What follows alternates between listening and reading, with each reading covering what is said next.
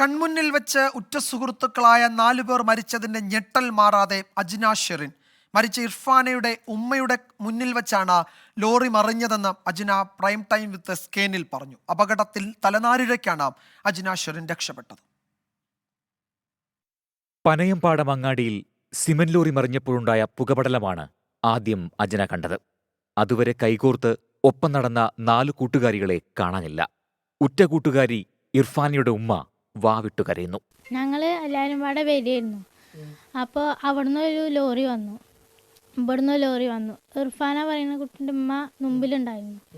എന്നിട്ട് അവൾ കുറച്ച് സൈഡിലേക്ക് നിന്നു.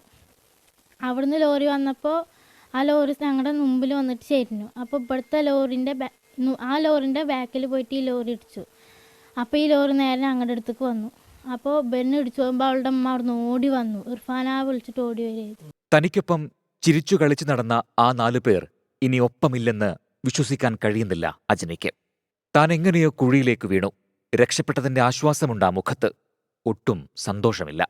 മരിച്ചതിൽ ഒരാൾ കൂട്ടുകാരി മാത്രമല്ല, കൂടപ്പിറപ്പായ ബന്ധുവാണ്.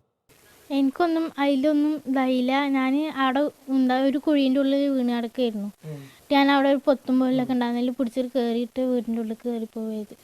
കയ്യിൽ വാങ്ങിപ്പിടിച്ച നിതയുടെ കുടയും റിതയുടെ എക്സാം ബോർഡും അജ്നയ്ക്ക് കണ്ണീരോർമ്മയാണ്. കാർബോർഡ് റിതാൻ്റെയും കൊട നിതാൻ്റെയും. അവരില്ലാതെ കരിമ്പ സ്കൂളിലേക്കുള്ള അജ്നയുടെ യാത്ര ഇനി പഴയതുപോലെയല്ല. നടന്നതൊന്നും അവൾക്ക് മറക്കാൻ കഴിയില്ല. എങ്കിലും അതിജീവിക്കാൻ കഴിയട്ടെ അജ്നയ്ക്ക്. News desk 24.